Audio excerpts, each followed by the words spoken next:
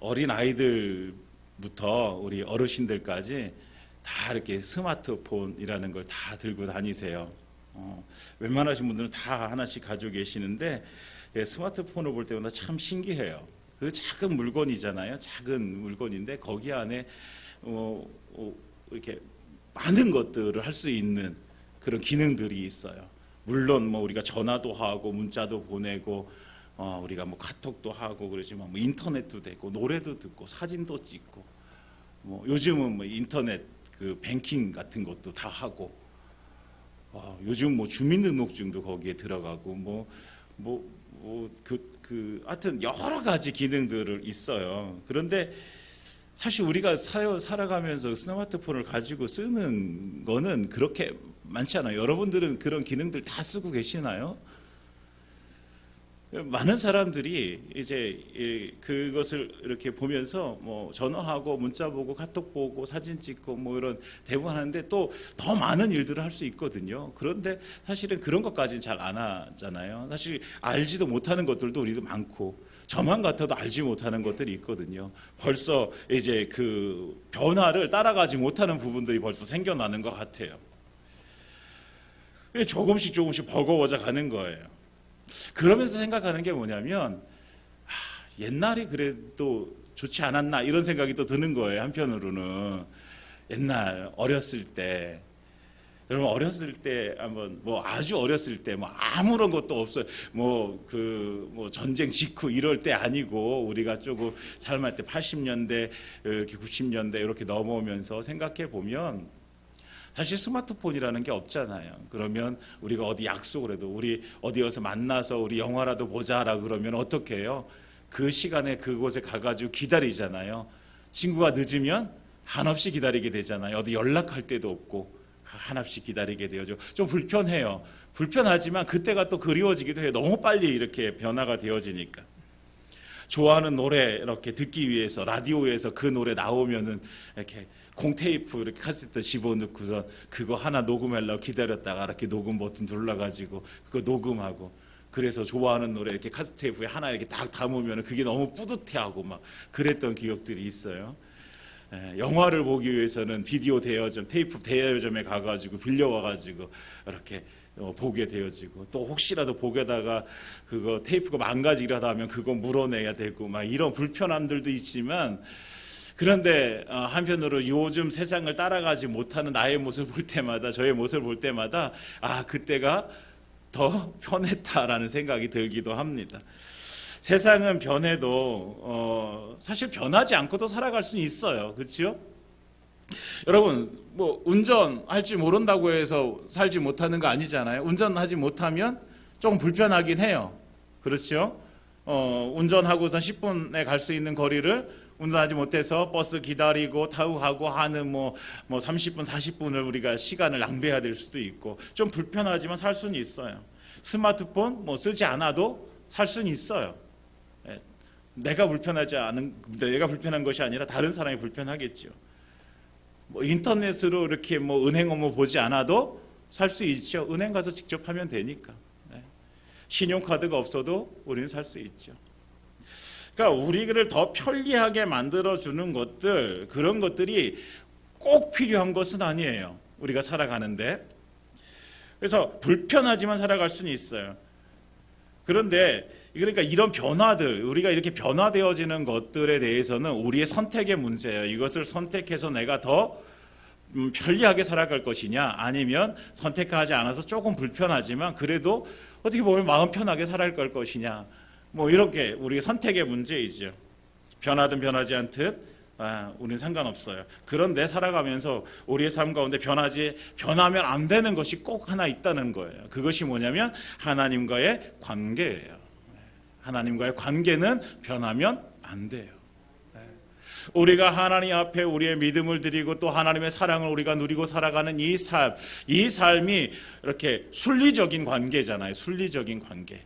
이 순리적인 하나님과의 순리적인 관계가 변해버리면 안 된다는 거예요. 이거는 절대적인 거예요. 이건 선택의 문제가 아니에요. 좀 불편하고 불편하지 않고의 문제가 아니라 하나님과 이 순리적인 관계가 변하게 되어지면 우리의 영혼이 병들게 되어지고 결과적으로 우리가요 계속해서 하나님과 멀어지는 삶을 살게 되어지기 때문에 이거는 우리가 선택의 문제가 아니에요. 이건 절대적인 거예요. 사랑하는 여러분, 하나님과의 순리적인 관계는 변하면 안 됩니다. 하나님과 그래서 우리가 그 순리적인 관계가 변하게 되어지면 빨리 하나님께로 돌아와야 되는 거예요. 빨리 우리의 하나님과의 관계가 회복되어져야 되는 거예요. 그러기 위해서는 누가 변해야 돼요? 하나님이 변하셔야 될까요? 우리가 변해야 될까요? 우리가 변화해야 되는 거예요. 하나님은요 여전히 그곳에 계시고 여전히 변함없으시고 여전히 한결같으신 분이세요. 그런데 변한 거는 누구예요? 우리가 변하는 거죠. 우리의 믿음이 조금 변하고 우리의 삶이 변하고 우리의 충성이 좀 변하고 우리의 순종함이 변하게 되어진 거죠. 그러니까 변화되어야 되는 거는 하나님이 변하십시오가 아니라 하나님 저에게 변화할 수 있는 힘을 주십시오. 이렇게 기도해야 되는 것이죠. 우리의 영혼이 깊은 수렁에 빠지지 않도록 우리의 삶이 조금만 내 삶이 조금만 이상하고 내 삶이 조금 하나님과의 그 관계가 조금 불편해진다 싶으면 빨리 그것을 깨닫고 우리가 변화되어져야 되는 것이죠. 그런데 이 변화의 과정을 너무너무 힘겹게 거친 한 사람을 우리가 보게 되어지는 거죠. 그 사람이 바로 요나지요. 요나. 하나님의 말씀에 불순종해서 떠나버린 요나, 하나님께서는 그를 위해서 하나님께서는 많은 것들을 준비하시잖아요. 큰 바람도 준비하셔서 폭풍 불게 하시고 큰 물고기 준비하셔서 3일 동안 빛도 없고 약치가 진동하는 그 물고기 뱃속에서 요나를 거하게 만드시잖아요. 결국 이런 과정들을 통해서 요나가 변화가 되어지는 거예요. 하나님은 우리를 변화시키기 위해서 하나님은 준비하시는 거예요. 우리가 하나님과의 불편한 관계가 되어지면 하나님은요 우리를 변화시키기 위해서 우리를 변화시킬 수 있는 그런 삶의 어떤 요소들을 곳곳에 준비해 두신다는 사실을 우리가 알기를 원합니다. 그래서 하나님은 다시 하나님께로 돌아오기를 원하는 거예요. 요나 그랬잖아요. 그렇죠?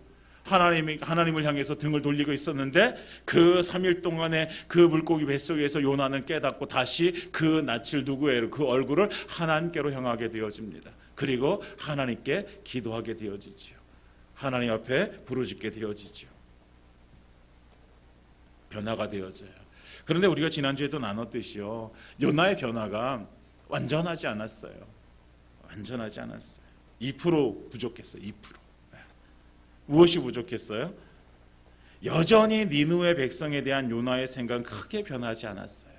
그러니까 하나님 앞에서 자기가 잘못한 것에 대해서는 인정해요. 하나님 제가 잘못했습니다라는 것은 인정을 해요. 그렇지만 여전히 그 마음속에 여전히 자기가 이거 정말 포기할 수 없는 거 그거 니느웨 백성 그 이방 백성 우리의 정말 대적인 그 아수르의 수도인 니느웨 가가지고 하나님의 말씀 회개하라는 그 선포를 그들에게 전하는 것은 여전히 싫은 거예요.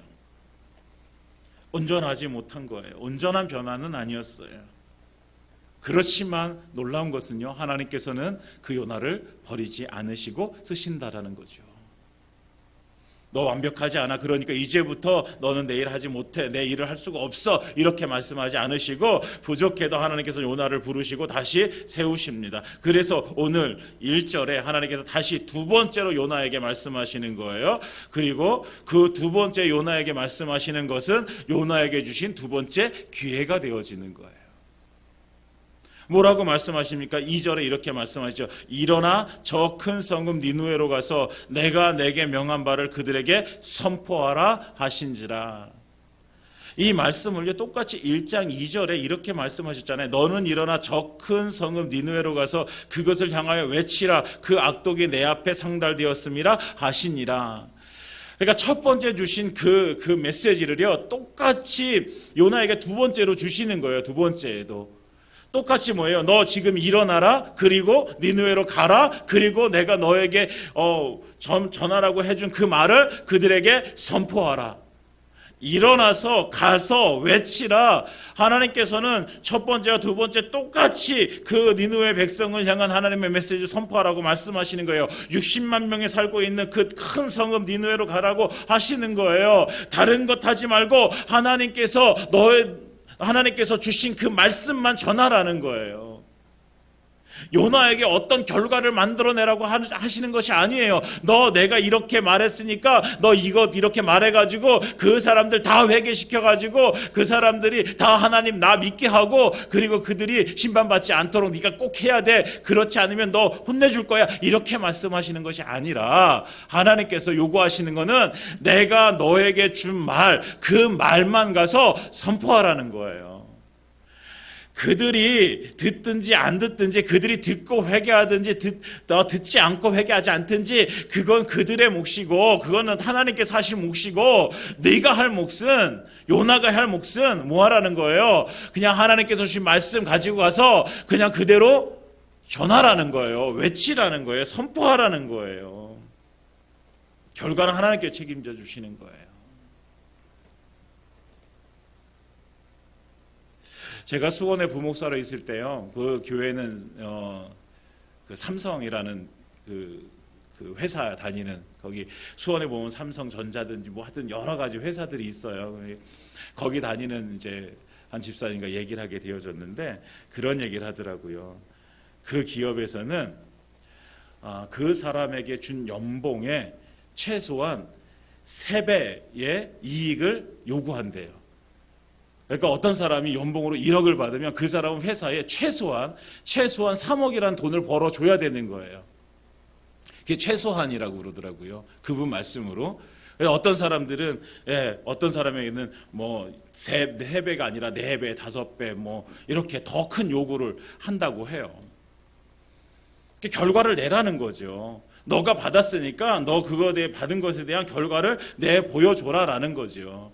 그리고 그 결과를 내는 사람이 그 회사에서 살아남는데요. 그 회사에서 살아남기 위해서 결과를 내야 되는 거예요. 결과를 내지 못하면 한 번, 두 번 이렇게 결과를 내지 못하게 되어지면 결국 잘리게 되어지는 거죠. 그러니까 세상은 내가 무엇인가 받았으면 그만큼의 결과를 내라고 합니다. 그리고 그 결과를 통해서 평가를 하게 되어져요. 하나님은 그렇지 않으시다는 거죠. 여러분, 우리 하나님 얼마나 좋으신 분이십니까?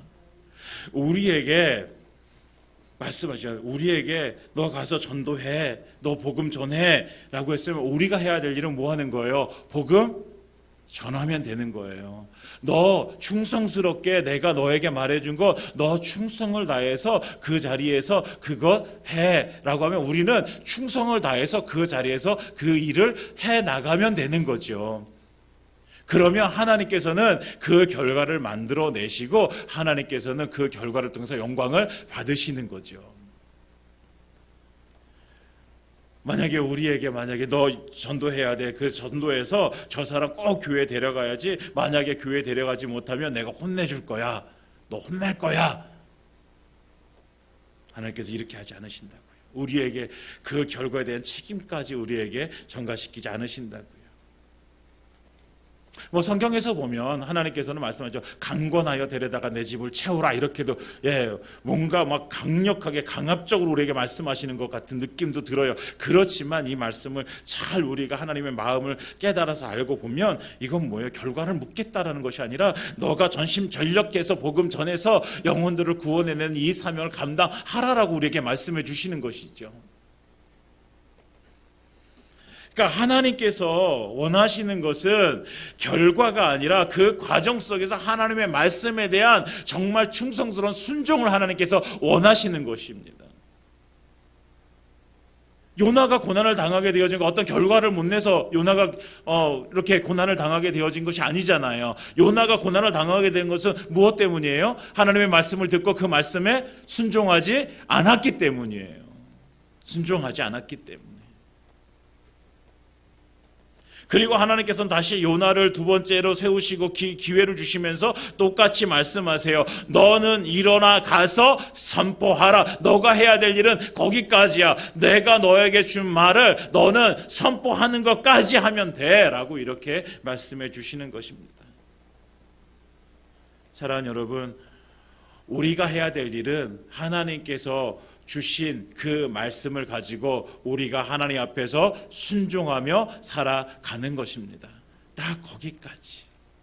그러면 하나님은 우리의 순종을 사용하셔서 하나님께서 원하시는 결과를 만들어내실 줄 믿습니다.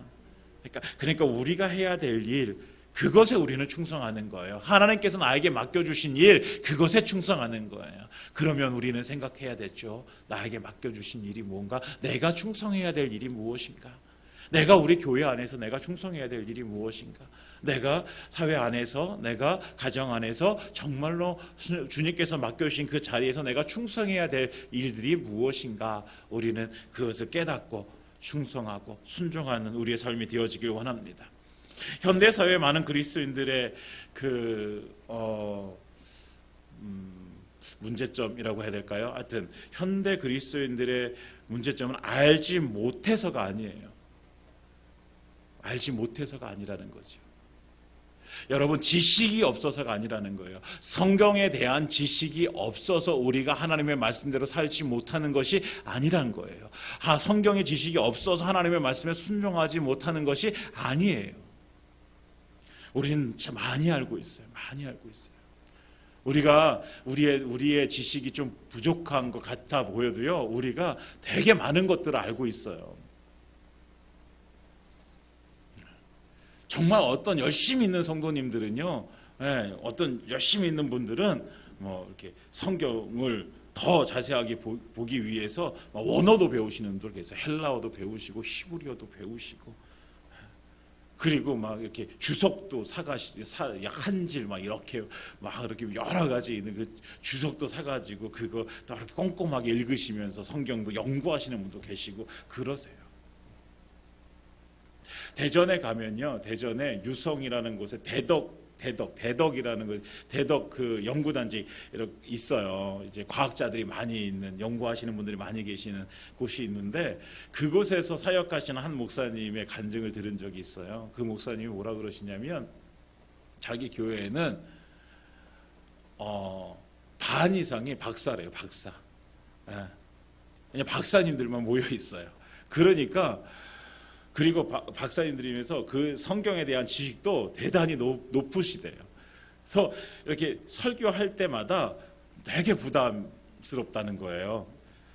조금이라도 뭔가를 잘못하면 바로 피드백이 오기 때문에 되게 부담스럽게 막 이렇게 설교를 하시는데, 근데 그 교회에 여러 목자들이 이렇게 세워졌는데, 그 중에서 한 목자가 있는데, 그 목자를 보면 다른 사람들은 박사학위를 가진 것도 아니고 좋은 대학을 나온 것도 아니고, 그런데 목자로서 충성스럽게 그 목자의 직을 감당하고 계시대요. 그런데 그분이 그렇게 목자의 직을 감당하실 수 있었던 것은 뭐냐면, 많이 배워서가 아니라 그분은요, 자기가 들은 하나님의 말씀대로 그렇게 순종해서 삶을 살아가시는 분이시래요. 그러니까 그것이 사람들에게 보여지고, 그래서 그것이 그분의 리더십이 되어져 가지고 목자의직을 충성스럽게 감당하고 계시다라고 이렇게 말씀하시더라고요. 알지 못해서 무엇인가를 못하는 것이 아니에요. 우리가 하나님께서 원하시는 삶을 살지 못하는 것은 우리가 알지 못해서가 아니라 알고 있음에도 불구하고 우리가 순종하지 못해서 우리가 그렇게 살지 못하는 경우들이 너무나도 많다라는 거죠. 물론 이런 대덕의 연구단지 이런 곳뿐만 아니라 우리의 옛날 우리 우리나라 이제 교회 초창기 교회에서 모습을 보면, 사실 그때는 한글을 모르시는 분들도 참 많이 계셨잖아요. 그러니까 그 한글을 모르시는 분들이 성경을 혼자 읽을 수가 없고, 그러니까 주일날 강단에서 목사님이 선포하시는 그 말씀을 듣고 그 말씀대로 순종하는 거예요. 그러니까 내가 아는 것은 아는 것만큼 순종하면서 하나님께 나아갔던 그분들의 삶, 너무나도 위대한 삶이잖아요.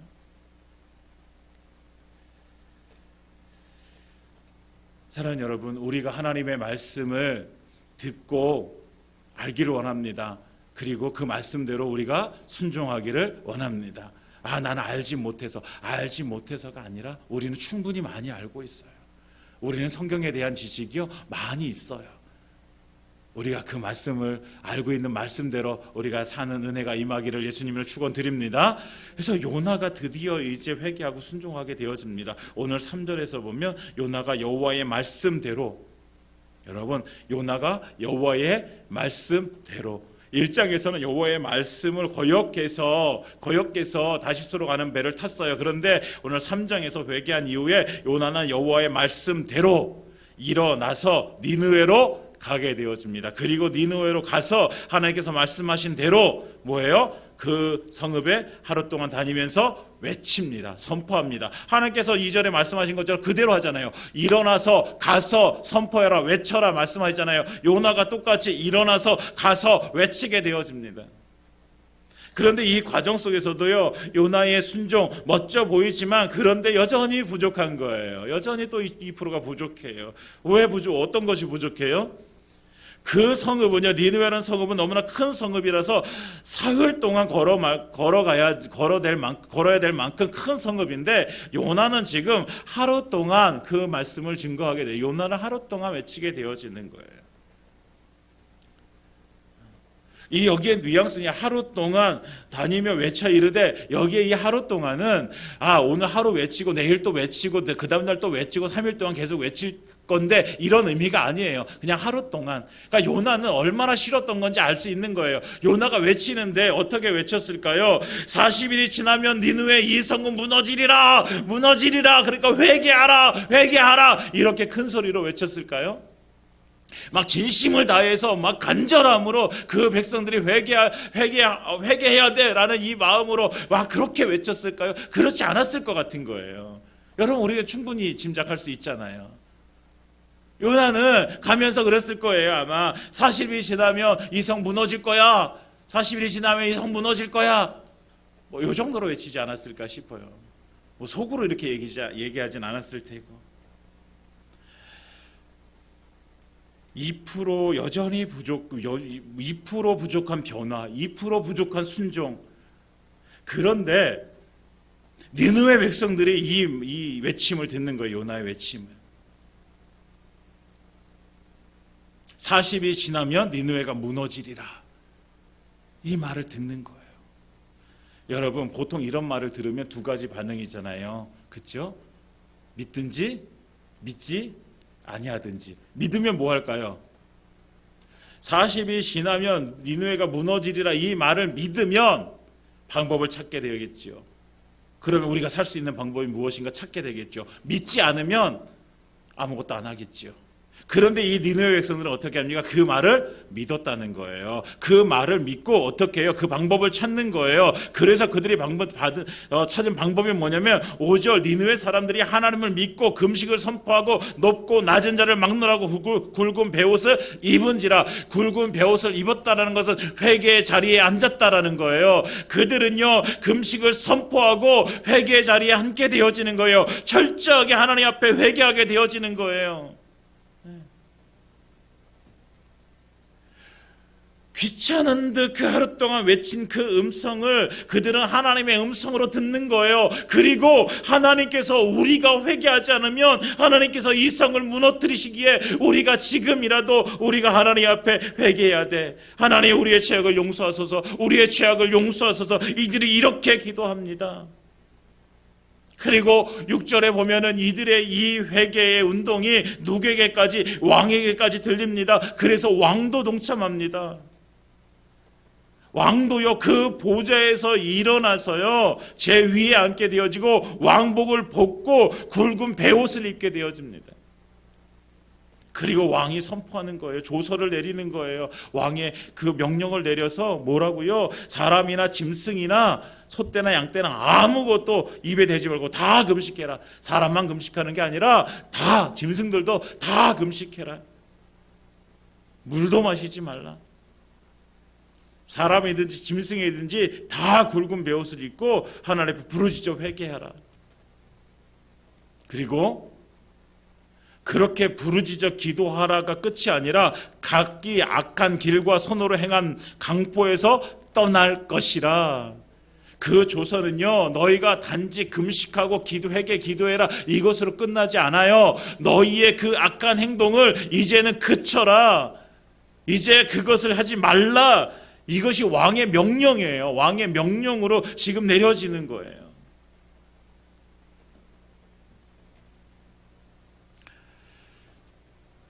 여러분, 하나님은요 2% 부족한 변화, 2% 부족한 순종을 한 요나를 사용하세요. 그러니까 이것이 요나에게 있어서는 그럼에도 불구하고 하나님의 은혜예요. 부족하지만 쓰시는 하나님의 은혜. 하나님께서 왜 이렇게 부족한데 왜 쓰셨는지나 하나님께서 아시겠죠. 그럼에도 불구하고의 은혜. 사실 우리도 그럼에도 불구하고의 은혜를 받은 자들이잖아요. 우리 완벽하지 않잖아요. 우리도 온전하진 않잖아요. 그러나 하나님께서는요 우리를 택하셨어요. 할렐루야. 예, 우리를 택하셨어요. 우리를 천국 백성으로 하나님께서 만드셨어요. 그리고 하나님께서는 우리를 쓰시겠다라고 말씀하시는 거예요. 그럼에도 불구하고 은혜 아닌가요? 우리 이것이 우리가 그렇게 은혜 받을 만한 자격이 되지 않는데도 불구하고 하나님 우리를 사랑하시고 그 은혜를 베풀어 주시는 거예요. 저도 그 은혜 부족하고 때때로 고집스럽고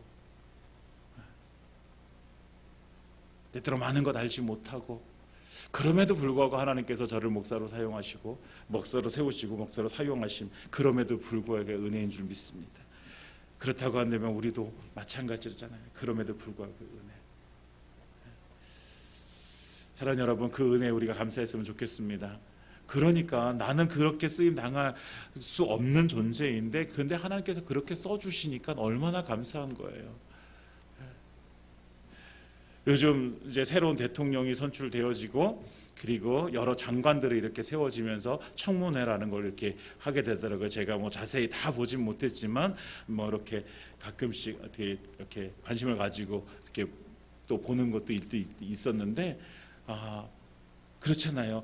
거기에 나오신 분들은 장관이 되시기 위해서 나오신 분들은 이렇게 대단한 이게 화려하잖아요. 경력들이. 그렇죠? 많이 배우시기도 하시고 또 많은 곳에서 일하시기도 하시고 그런데 그 장관 자리에 서려면 또 그렇게 검증을 받게 되어지잖아요. 그런 것을 보면서 저렇게 한 나라의 장관으로 쓰임 받기 위해서도 저렇게 검증 국회의원들이 신랄하게 저렇게 이렇게 검증하는 이렇게 질문들을 받아가면서 그걸 답해가면서 어려운 자리를 이렇게 넘어가게 되어지잖아요. 그걸 보면서 한 나라의 장관으로 쓰임 받는데도 저렇게 힘이 든데, 그런데 정말 우리 가운데 그 하나님에 대한 인식이 정말 바르다면 만왕의 왕이신 그 하나님께서, 온 우주의 창조자이신 그 하나님께서 아무것도 아닌 나를 사용하신다고 하나님께서 부르신다고 하시면 그것이 은혜가 아니겠습니까, 여러분? 하나님께서 쓰시는 것이 우리에게 너무나도 큰 은혜 아니겠습니까?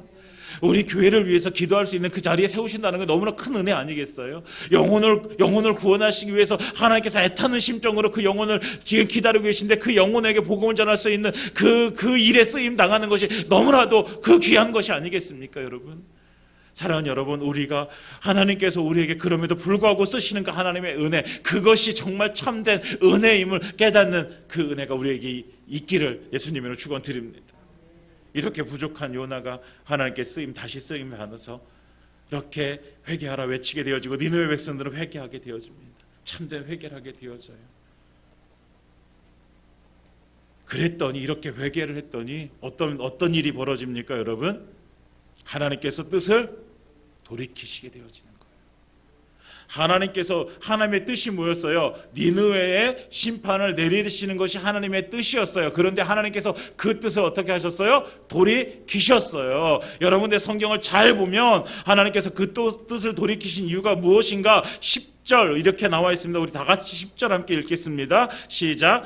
하나님이 그들이 행한 것 곧 그 악한 길에서 돌이켜 떠난 것을 보시고 하나님이 뜻을 돌이키사 그들에게 내리리라고 말씀하신 재앙을 내리지 아니하시니라. 아멘. 이 말씀이 너무나도 중요하죠. 하나님의 뜻은요, 그들에게 재앙을 내리시는 것이 뜻이었어요. 그런데 하나님께서 그 뜻을 돌이키신 거죠. 왜요? 하나님이 그들이 행한 것, 곧 그 악한 길에서 돌이켜 떠난 것을 보시고 뜻을 돌이키셨어요. 할렐루야. 그 악한 길에서 떠난 것을 보시고 뜻을 돌이키셨다고요. 금식하고 기도하는 것을 보시고 뜻을 돌이키신 것이 아니라 그 행한 것, 악한 길에서 떠난 것을 보시고 뜻을 돌이키셨다라는 거예요.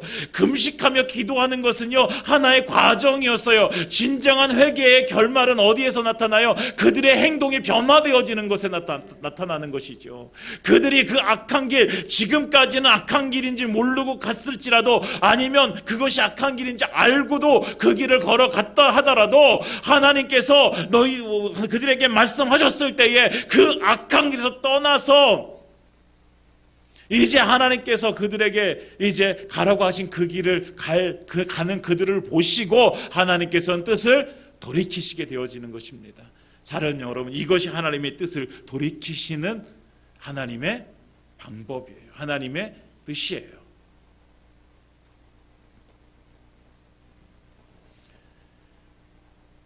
그러니까요, 하나님께서 보시는 것은 무엇을 보시는 거예요? 행동을 보시는 거예요. 행동. 목사님, 믿음이 중요하죠. 행동이 뭐가 중요합니까? 여러분, 행동은요, 어디서 나오는 거예요? 우리의 믿음에서 나오는 거예요. 행동은 그냥 나오는 게 아니란 말이에요. 행동은 우리의 믿음에서, 특별히 하나님에 대한 우리의 행동은요, 우리의 믿음의 근거에서 나오게 되어졌어요. 우리가 하나님 앞에 철저하게 회개하게 되어지면 이 회개함이 무엇으로 나타나는 거예요? 악에서 떠남으로 나타나게 되어지는 거예요. 우리가 하나님을 진정으로 사랑하게 되면 이 사랑이 무엇으로 나타나는 거예요? 하나님 말씀에 대한 순종과 하나님께서 맡겨주신 그 일에 대한 충성함으로 나타나게 되어지는 거예요. 믿음이 곧 행동으로 나타나게 되어지는 것입니다. 행동은 그냥 하는 것이 아니라.